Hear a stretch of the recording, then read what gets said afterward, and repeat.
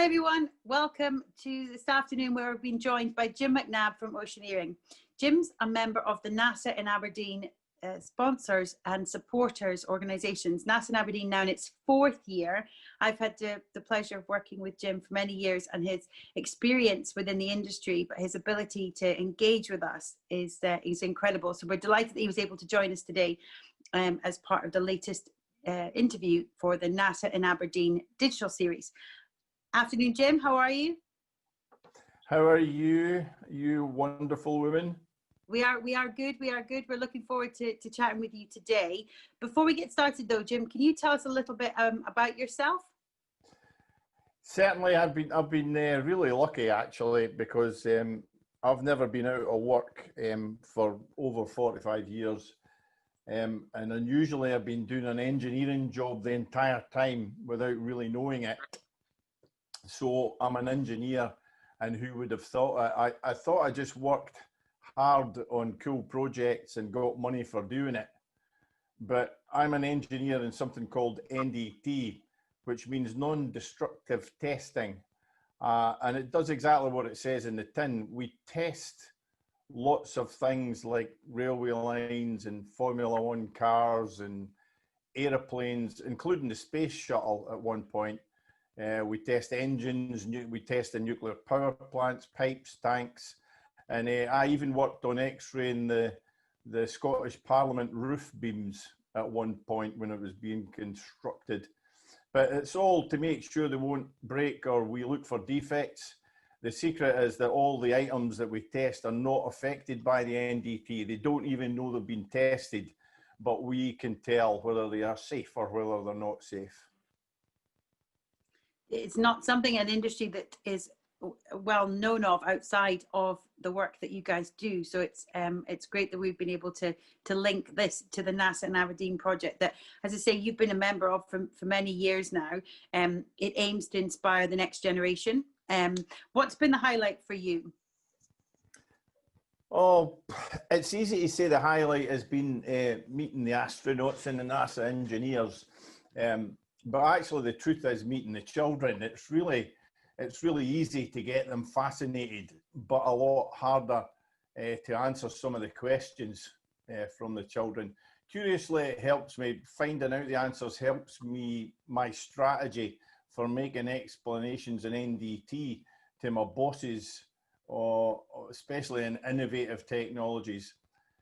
But what was mind-blowing was visiting the Kennedy Space Center in Florida, where the rockets and the shuttles launch, seeing the remaining shuttles before the retirement and meeting the astronauts, sitting in the Launch Control Center. Also Johnson Space Center in Houston, which takes control of every mission. Immediately the rocket clears the top of the launch pad gantry. So that's why the famous phrase from Apollo 13 was, "Okay, Houston, we have a problem here," and not, "Okay, Florida, we have a problem here." One of the nicest things for me chatting to you is learning more about how things work. And it was the same when we met Heather from NASA, and it's that insight into something that is so far away and quite mystical sometimes as well. But for you guys, this is a real job, and real people work at NASA, and real people work with NASA, which is what Oceaneering do. And you've been really kind as well to share some of the footage from your visit, which is great that we're able to see that, a lot of it behind the scenes. Just quickly though, what does Oceaneering do? The official website version is Oceaneering as a global provider of engineered services and products, primarily to the offshore oil and gas, offshore energy industry. Through the use of its applied technology expertise, Oceaneering also serves the defence, the aerospace and the entertainment industries. My brief explanation is Oceaneering are best known for performance services underwater with pilots who fly remotely operated vehicles. They're called ROVs. Plus we manufacture tools for doing work underwater. Although we mostly work in the oil and gas and energy industry, some cool jobs we've worked on were were discovering the Titanic and the Bismarck sunk during World War II. You may have seen some of the video footage on the Discovery Channel. It's worth looking that up. We've also a space systems division with a current contract to help manufacture components to develop mission critical components for Dynetics Incorporated, which is being submitted to the NASA Human Landing System program for the Artemis program. I work for the Inspection Management and Data Solutions division, which helps operators in oil and gas manage the integrity of their platforms, refineries and other high pressure assets to ensure they remain in a proper condition and fit to produce oil and gas safely. It's such a diverse organization that no 2 days can be the same, but across all different projects, it's been lovely that actually, apart from a couple of acquisitions that have taken part over your time, you have effectively worked for Oceaneering since 1975. Sorry, I'm totally aging you here, Jim. You're very kind that we're able to go back in time for that. I don't know that I would be as generous with everyone's ages, but I could have worn a hairpiece if you'd like, Sarah. No, you're perfect the way you are.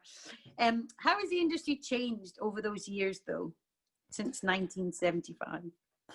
The biggest change in all industries really have been driven by safety and cost, and the main driver is government legislation.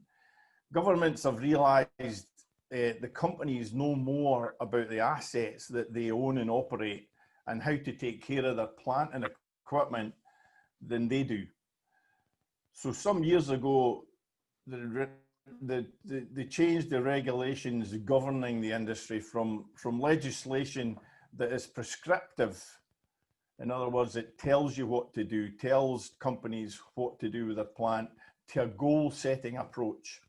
Oceaneering has definitely changed with a business based on supplying services involving many people to trying to reduce the amount of people to do the same work, relying much more on technology to fill those gaps. A couple of examples could be divers are replaced more and more by ROVs to explore for hydrocarbons in ever deeper waters. Scaffolding crews can be replaced by a few rope access technicians. These are just a couple of examples of how we've changed. It's an exciting time as well at the moment as we all respond well to how we can carry on doing our job during this global pandemic that we're going through, and that this idea of changing things to make them work better and evolving and working smarter it's an exciting time. But underpinning that though is our transferable skills. We talk to young people all the time about the skills that they already have that we have in common with them. What do you think your top transferable skills are that made you successful in this industry, that young people might also have in common? That's quite a short answer, Sarah. I mean, I like to think that I'm enthusiastic. I like to think I inspire others. I was a football manager for many years, and that was something that other people told me. But mostly humour. Don't ever take things too seriously.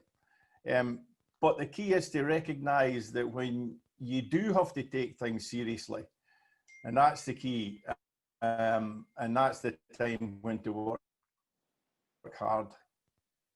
Definitely.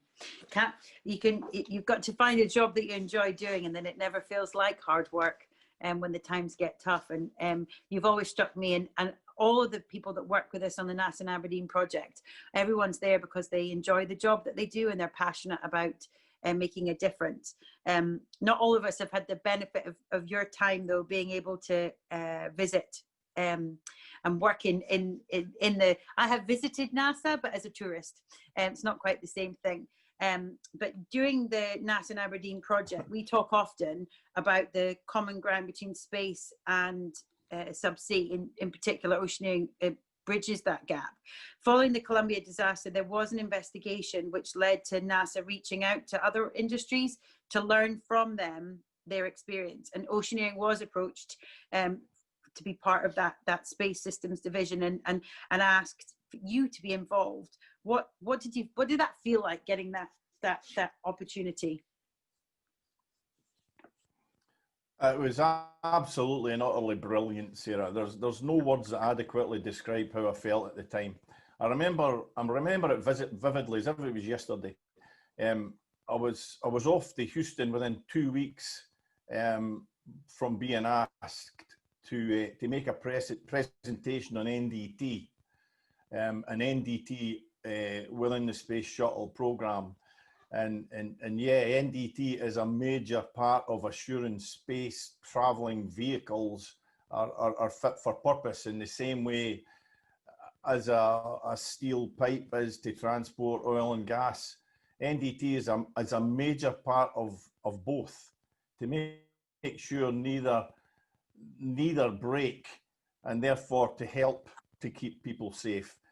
The solution that contributed to keeping the remaining shuttles safer after the Columbia disaster was an NDT technique called thermography, and that looks at heat transfer, and thermography was used to look at the leading edge of the space shuttle wings during launch and preparation of the vehicles, and the thing called the OPF, which is called the orbiter processing facility. That's a hangar to you and me. So thermography is an NDT method that we use routinely in oil and gas. The pictures once again help tell the story of your time there, and we're so grateful that you were able to share those with us, because it does, as I say, give kind of an insight. But one of the pictures that particularly struck me, the scale of it, was the one of how the divers work underwater, and the how you're able at Oceaneering to help support the astronauts learn to live in those extreme environments. And the pictures really capture the scale of it. And I think you know, what your fond memories of seeing all of that firsthand and behind the scenes as well? Is there anything in particular that you still think of when you think back to those days working over there? Is there something that will forever be ingrained in your mind, an image? Probably the meeting the divers and meeting the astronauts.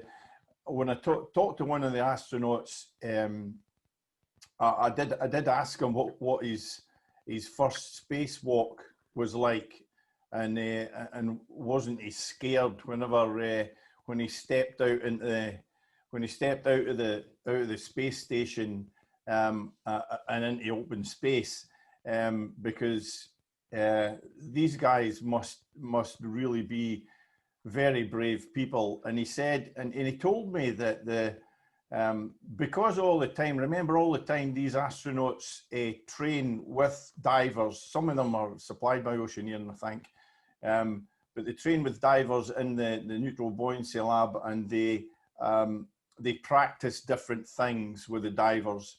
And every time they drop a spanner, the divers go and pick it up and bring it back up to the astronaut again. The astronaut is in this big suit floating around all the time. And when I asked the astronaut what was the biggest thing whenever he went out into space, he said the first thing he did whenever he stepped out from the International Space Station through the airlock and into open space, the first thing he did was look for his diver. Nice. It shows you that support, and the astronauts, obviously the front face of NASA, but you and I have both had the privilege of meeting many people that work behind the scenes, supporting that astronaut. And Heather was incredible when she was able to talk to us about how she supports the astronauts in space and keeping them healthy, and her range of experiences was incredible. But she also was able to talk about how coming at it from an arts background and how I mean, she's an all-rounder. She's a fantastic individual, and really great that she was able to share her own journey. But for young people, their opportunities in the future to work across industries, across opportunities, what do you think it's going to look like for them, as you've had the chance to work across industries? What do you think the opportunities for them are going to look like?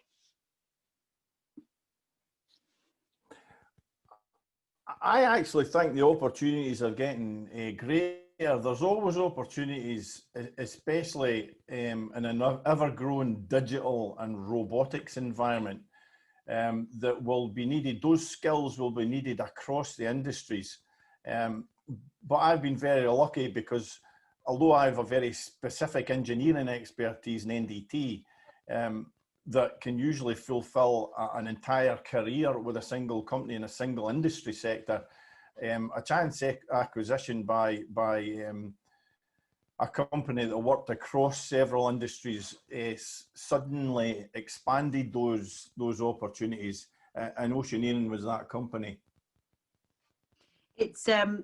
It's interesting when you look back. You're not done yet, and I know you're not, but when you look back over the opportunities that you've been able to have in your career, do you think you'd do anything differently if you were to go back round again? No, I don't think I would. And one message I'd like to get across to the youngsters, that you shouldn't worry if they aren't successful at passing examinations at school or at college or at university. If they go, when society says that's the time in their life that they should be passing exams, make sure you take the opportunities. Make sure you take the opportunities. If it's a subject or an occupation you really like, whether you have the qualifications or not, as there's plenty of time to get qualifications throughout your life. The subjects that you did at school and the time that you spent at school, what can you just talk to us about what obviously the school system is very different now. We've got different exam systems in place, but the core subjects were the same. What did you do at school, and what's your memories of your time at school? The kids will probably not have ever heard of this, but I made my mum and dad really proud at primary school, because I got a thing called the Dux medal, a DUX medal at primary school, which was the top of the school. But it wasn't that difficult because there wasn't very many people at my primary school. It was only about I think it was only about 100 people at my primary school. Which primary school did you go to? I went to a primary school called Dunnipace Primary School. Dunnipace is close to Stirling. It's close to Bannockburn and Stirling, and close to a town called Denny. But it was a small school. But I'm still very proud of that Dux. I've still got that Dux medal somewhere in a drawer. In fact, I could go and get it just now, but I won't bother. But then when I went on to secondary school, I qualified with O levels at that time. They were called. I qualified with 8 O levels. Then I got another O level when I sat my hires. But my 3 hires, I think, have stood me in great stead. And they were in mathematics, English, and physics. I studied chemistry and geography, but I failed them. I didn't fail. Well, I thought I failed them miserably, but I didn't fail them that badly. But I wish I'd taken history and looking back at my school days or my secondary school days. And I think the words of a song that I really like by an old pop group called The Faces are some words to live by. And those words were, in the chorus it says, "I wish I knew all I know now, but when I was younger." So try and learn as much as you can when you're younger, and maybe you can make some history of your own. It's always nice to meet people who love doing what they do, and you're one of those people. And I remember when I visited your offices at Oceaneering, the inspiration you were explaining at the time that you had at that time it was on your shelf in your office, but I believe now you're working from home. You've taken those that memorabilia, as we'll call it, home. But we do have a photograph of your office shelf with your Thunderbirds, and I think you've managed to, when you think about the ways that Thunderbirds work across space, sea, the whole thing. It sounds like you're still able to fulfill that lifelong ambition to be a Thunderbird in your own way. But thank you so much for the time today, Jim. And what would you like your last takeaway message to be to our young people when we think about NASA in Aberdeen and inspiring the next generation? I think it's more about don't feel under pressure. Try to go with the things that you like. Yeah, I mean, whether it's writing songs or whether it's looking at space things. I mean, I've been fascinated with, as you've seen with the Thunderbird stuff, I've been fascinated with anything to do with space. But that's not for everybody. The best thing you can do is try and concentrate and try and realize that not everybody is really, really smart. I am probably one of the dullest people you will ever get. Try any quiz in any of these quiz shows. I am terrible at every single quiz. And I really feel embarrassed with some of my kids being able to answer all the questions that I can't.